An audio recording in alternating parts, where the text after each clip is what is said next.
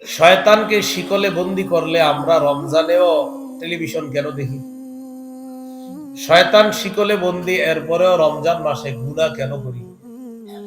এর উত্তর হলো 11 মাস ইবলিস আমগরে যা শিখায়, রমজানে গিয়ে এটা প্র্যাকটিক্যাল করি আমরা। কারণ ইবলিস তো রমজানে অনুপস্থিত, দায়িত্ব সব আমগরে দিয়ে যায়। এজন্য রমজানে যা করি এটা অভ্যাসগত গুনাহ। বলেন কি গুনাহ? তাহলে 11 মাস ইবলিস আমাদেরকে বিভিন্ন ভাবে গুনাহ করায়।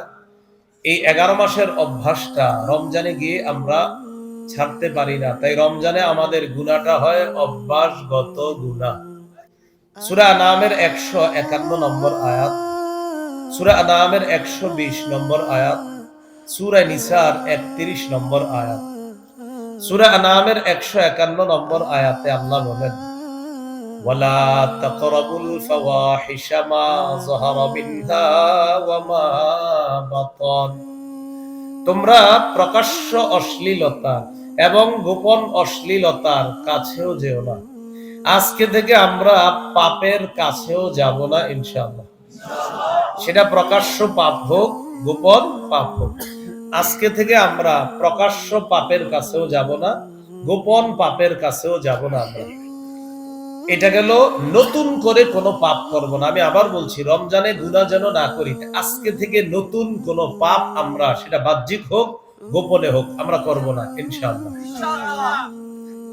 2 নাম্বার কথা, বর্তমানে যারা পাপের মধ্যে ডুবে আছি, আজকে থেকে কেউ কাউকে বলা দরকার নাই, প্রত্যেকের মাথায় আছে বাস, কেউ কাউকে বলা দরকার নাই। আজকে থেকে আমরা যে পাপে আছি, পাপগুলা আজকে আমরা ছেড়ে দিব ইনশাআল্লাহ।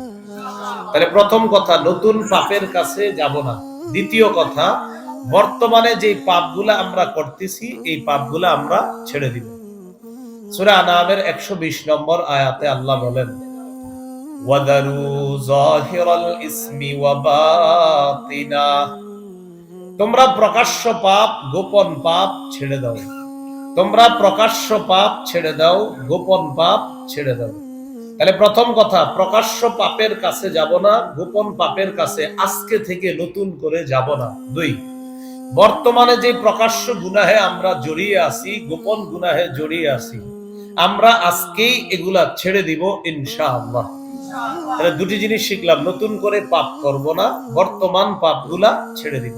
3 নাম্বার, সূরা নিসার 31 নম্বর আয়াতে আল্লাহ বলেন, ইন তাজতানিবু কাবাইরা মা তুনহাউনা আন নুকাফির আনকুম সাইয়্যাতিকুম ওয়া নুদখিলকুম মুদখালান কারীমা। আল্লাহ বলেন, যদি তোমরা কবিরা গুনাহ থেকে বাঁচো। জোরে, কি গুনাহ? আল্লাহ বলেন, যদি তোমরা কবিরা গুনাহ থেকে বাঁচো, আমি তোমাদের সগীরা গুনাহ মাফ করে দিব। সুবহানাল্লাহ। ওয়া নুদখিলকুম মুদখালান কারীমা। মৃত্যুর পর তোমাদেরকে সম্মানের জায়গা জান্নাতে প্রবেশ করাবো। সুবহানাল্লাহ। তাহলে 3 কথা শিখলাম, নতুন গুনাহের কাছে যাব না। 2, বর্তমান পাপ ছেড়ে দিব। 3, বড় পাপ ছেড়ে দিয়ে ছোট গুনাহ মাফ করায়া আল্লাহর জান্নাতের মেহমান হবো ইনশাআল্লাহ। আল্লাহ তৌফিক দান করেন।